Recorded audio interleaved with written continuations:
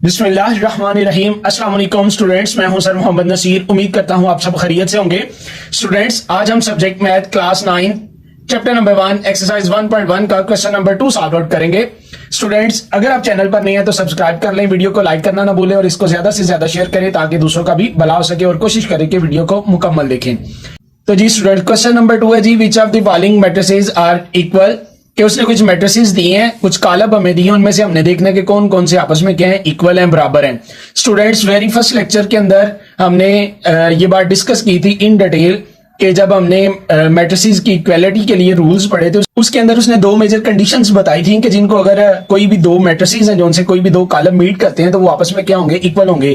पहली कंडीशन ये थी कि दोनों का जो ऑर्डर है, मर्तबा है, वो क्या होना चाहिए, बराबर होना चाहिए। और दूसरी कंडीशन ये थी कि उनके जो एलिमेंट्स हैं, मुतनाज़रा रुकन है, वो भी आपस में दोनों के क्या होने चाहिए, बराबर होने चाहिए।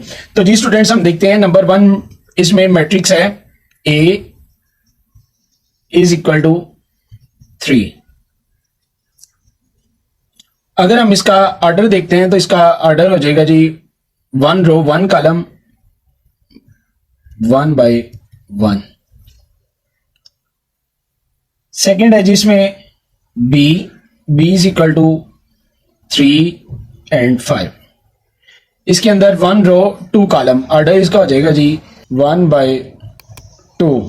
थर्ड वन इसमें सी है जी 5-2। इसको स्टूडेंट्स हम सॉल्व आउट कर लेंगे।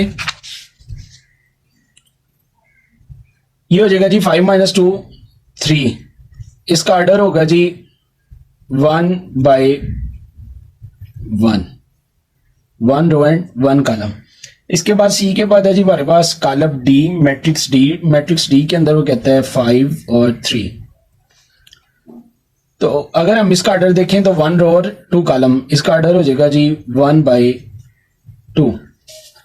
इसके बाद मैट्रिक्स डी के बाद हमारे पास आ जाएगा जी मैट्रिक्स ई है जी हमारे पास 4 0 6 और 2। अगर हम इसका ऑर्डर देखें 2 रोज एंड 2 कॉलम्स, इसका ऑर्डर हो जाएगा जी 2/2। ई के बाद मैट्रिक्स एफ है जी।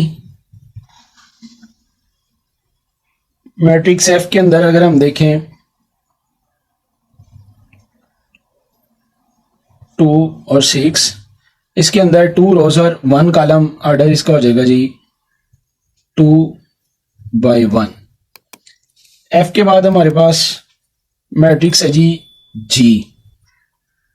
जी के अंदर वो कहता है 3-1 3+3। अगर हम इसको सॉल्व आउट करते हैं तो ये हमारे पास आ जाएगा 3-1 2 और ये 3+3 6। अगर हम इसका ऑर्डर लिखते हैं तो 2 रोज 1 कॉलम 2/1 इसका ऑर्डर आ जाएगा जी। ये हो गया जी हमारे पास मैट्रिक्स जी के बाद आगे आ जाएगा जी मैट्रिक्स एच। इसमें वो कहते हैं जी 4 0 6 और 2। अगर हम इसका ऑर्डर फाइंड आउट करते हैं 2 रोज और 2 कॉलम्स 2/2। और इसके बाद आइए जी, इसमें वो कहते हैं 3 और 3+2। इसको भी हम फर्दर ये जो 3+2 है इसको सॉल्व करते हैं। 3+2 5। इसका अगर हम ऑर्डर लिखते हैं तो ऑर्डर इसका आ जाएगा जी 1 रो एंड 2 कॉलम 1/2। आई के बाद हमारे पास आ जाएगा जी मैट्रिक्स कॉलम जे के अंदर वो कहते हैं जी 2+2 और 2+4 और 2-2 और 2+0। अगर हम इसको सॉल्व करें तो हमारे पास आ जाएगा जी 2+2 4, 4+2 6 और 2-2 0 और 2+0 2। अगर हम इसका ऑर्डर लिखें जी तो ऑर्डर हमारे पास आ जाएगा जी 2/2, 2 रोज एंड 2 कॉलम्स। ये हमने स्टूडेंट्स सभी मैट्रिसेस के आप देख रहे हैं, matrix A B C D E F G H I और जे, सभी मैट्रिसेस के हमने क्या कर लिए हैं जी, ऑर्डर फाइंड आउट कर लिए हैं। अब हमने ये देखना है कि इनमें से कौन कौन से मैट्रिक्स हैं जो उनसे वो आपस में क्या है, इक्वल है। अगर हम मैट्रिक्स ए को देखते हैं, मैट्रिक्स ए के अंदर वो कहता है कि 1/1 इसका आर्डर है और इसका ए की रुकन है। तो हम देखते हैं कि इनमें से और कौन सा मैट्रिक्स है जिसका इसी तरह सेम आर्डर हो और ए की उसका रुकन हो। तो अगर हम देखें तो ये मैट्रिक्स सी है जिसका आर्डर है जो सा 1/1 है और इसका जो रुकन है वो भी क्या है 3 है, यानी कि इसके इंटीजर्स दोनों के क्या है इक्वल है और इनका आर्डर भी क्या है सेम है। तो क्या अब तो ये दोनों मैट्रिक्स आपस में अकॉर्डिंग टू जो उसने रूल्स बताए थे हमें उनके मुताबिक ये क्या है, दोनों मैट्रिक्स आपस में क्या है इक्वल है। तो हम इधर यहां पे लिख देंगे कि ए के नीचे A is equal to C, A is equal to C. तो आगे नेक्स्ट हम मैट्रिक्स जो है बी वो देखते हैं। वो है जी मैट्रिक्स बी के अंदर वो कहता है 3 और 5 इसके इंटीजर है, आर्डर है इसका 1/2, 1/2 इसका आर्डर है। अगर हम मैट्रिक्स आई को देखें तो ये मैट्रिक्स आई है जो सा ये सेम इसके मैचिंग है इससे, तो इसके इंटीजर्स भी सेम है 3 और 5, आर्डर भी 1/2 है। तो हम ये लिख सकते हैं कि मैट्रिक्स बी है जो सा वो इक्वल है मैट्रिक्स आई के, यानी कि कॉलम बी कॉलम आई के बराबर है। आगे नेक्स्ट हम स्टूडेंट्स देखते हैं मैट्रिक्स जो 7 और 3, यहाँ पे डी के इक्विवेलेंट हमारे पास कोई भी मैट्रिक्स नहीं है। आगे नेक्स्ट है जी स्टूडेंट ई के अंदर इसके इंटीजर्स हैं 4, 0, 6 और 2 और इसका आर्डर है 2/2। मैट्रिक्स एच है जी, इसके भी इंटीजर्स 4, 0, 6 और 2, आर्डर इसका भी है 2/2। और अगर हम लास्ट पे देखें तो ये मैट्रिक्स जे है, जे के अंदर इसके भी जो इंटीजर्स हैं जो रुकन है वो 4, 0, 6 और 2 है और आर्डर इसका 2/2 है। तो हम लिख सकते हैं कि स्टूडेंट मैट्रिक्स ई कॉलम ई एच और जे तीनों आपस में क्या है इक्वल है, तीनों आपस में इक्वल है। इसके बाद आ जाता है जी मैट्रिक्स एफ।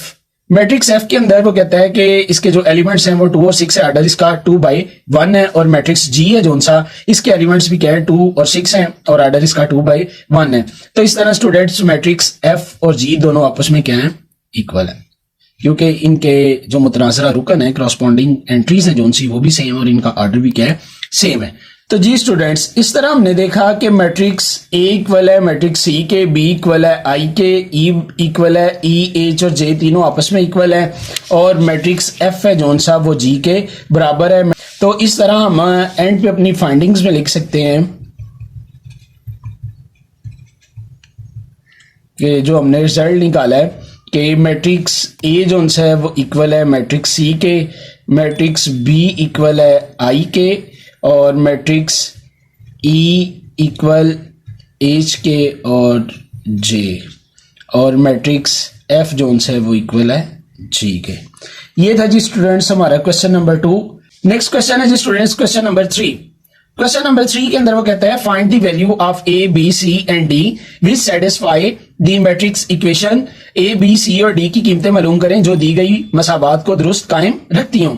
अब स्टूडेंट्स इसके अंदर जो सेटिस्फाई द मैट्रिक्स इक्वेशन और मसाबात को दुरुस्त कायम रखती हों, इससे ये मुराद है कि यहाँ पे उसने ये दो में कॉलम दिए हैं, दो मैट्रिक्स दिए हैं जो कि आपस में क्या है इक्वल हैं। तो ए प्लस सी दुरुस्त कायम रखने से ये मुराद है कि अगर हम इनके जो हम आंसर निकालेंगे वो ए और सी को हम दोनों को प्लस करें तो इक्वल 0 के आएगा, ए प्लस 2 करें तो इक्वल -7 के आएगा, माइनस सी -1 करेंगे तो वो इक्वल 3 के आएगा, 4d -6 करेंगे तो वो इक्वल 2d के आएगा। तो अब स्टूडेंट्स हमने इसके अंदर वैल्यूज इसकी फाइंड आउट करनी है। उसके लिए हमने जो अभी लास्ट मैंने क्वेश्चन किया उसके अंदर हमने बड़ी डिटेल के साथ पढ़ा कि क्रॉसपॉन्डिंग इंटीजर्स आपस में क्या होते हैं इक्वल होते हैं। तो इन दोनों मैट्रिसेस में स्टूडेंट ए प्लस सी जो है ये फर्स्ट वन है, ये इक्वल होगा इस फर्स्ट वन के, ये सेकंड है ये सेकंड के, और ये थर्ड है ये थर्ड के, ये 4 है और ये फोर्थ वन के इक्वल होगा। तो इस तरह हमारे पास इनकी इक्वेशंस आ जाएंगी। A plus C is equal to 0, ये होगा जी इक्वेशन 1, और a plus 2b is equal -7 के इक्वेशन 2 आ जाएगी जी, और c -1 इक्वल होगा जी 3 के, और 4d -6 इक्वल होगा जी 2d के। तो जी स्टूडेंट्स ये हमारे पास होगी जी 4 इक्वेशंस। अब हम इनको सॉल्व आउट करेंगे। अगर हम इनको देखें फर्स्ट वन जो इक्वेशन है इसके अंदर a plus C is equal 0 के, अगर हम इसको सॉल्व करें तो हमें इन दोनों में से एक वैल्यू चाहिए इसमें पुट अप करने के लिए। तो अगर हम ये इक्वेशन थर्ड को देखें तो इसमें से हम ये c -1 इज इक्वल टू 3 है, तो अगर हम ये इसको सॉल्व आउट करें तो हमारे पास c की वैल्यू आ सकती है। c ये 1 इधर माइनस हो रहा है, इधर ला गई प्लस हो जाएगा 3 + 1, c इज इक्वल टू हमारे पास आ जाएगा जी 4। अब हम यहां पे क्या करेंगे, पुट वैल्यू ऑफ सी। इसके अंदर हम सी की वैल्यू पुट करेंगे, a plus C is equal to 0। A plus C की वैल्यू है जी 4, ये जो हमने अभी फाइंड आउट की है, इज इक्वल टू 0। ये 4 इधर प्लस हो रहा है, इधर लाके ये माइनस कर देंगे हम, a इज इक्वल टू -4। ये हमारे पास आ गई जी a की वैल्यू। अब हम इसको यहां पे पुट कर देंगे, put value of a। a की वैल्यू हम इधर पुट करेंगे, a की जगह क्या आ जाएगा जी -4 plus 2b is equal to -7। तो ये -4 इधर आके प्लस हो जाएगा, 2b is equal to -7 plus 4, और 2b is equal to -7 plus 4, minus का 3 आ गया जी हमारे पास। और ये आ जाएगा जी b इज इक्वल टू -3।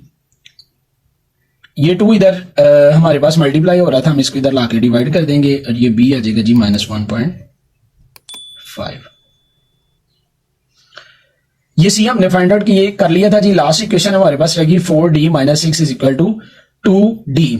तो इसमें से हम 4d, ये 6 है जो सा ये इधर माइनस हो रहा है, इधर लाके हम इसको प्लस कर देंगे, 2d प्लस 6। अब ये d इधर प्लस हो रहा है, इसको इधर लाके माइनस कर देंगे, 4d minus 2d is equal to 6। 4d में से 2d जाएगा, ये हमारे पास आ जाएगा जी 2d is equal to 6। d is equal to 6, 2 इधर मल्टीप्लाई हो रहा है, इधर लाके इसको हम डिवाइड कर देंगे, तो ये हमारे पास आ जाएगा जी d इज इक्वल टू 3। तो ये थे जी स्टूडेंट्स हमारे ये 4 की 4 इक्वेशंस, 4 पार्ट्स। इनके अंदर हमने देखा कि एट द एंड हमारे पास फाइंडिंग ये आई है कि जी a इज इक्वल है जी -4 के, और b इज इक्वल है जी -1.5 के, और c इज इक्वल है जी 4, और d इज इक्वल है जी 3 के। ये थी जी स्टूडेंट्स हमारी आज की क्लास। हमारा क्वेश्चन नंबर 3 कंप्लीट हो गया, इसके साथ हमारी एक्सरसाइज 1.1 भी कंप्लीट हो गई है जी। मिलते हैं नेक्स्ट क्लास में एक नए टॉपिक के साथ। अगर किसी स्टूडेंट को किसी क्वेश्चन के बारे में कोई क्यूरी हो तो कमेंट सेक्शन में मुझसे पूछ सकता है। अपना ढेर सा ख्याल रखिएगा, दुआओं में याद रखिएगा।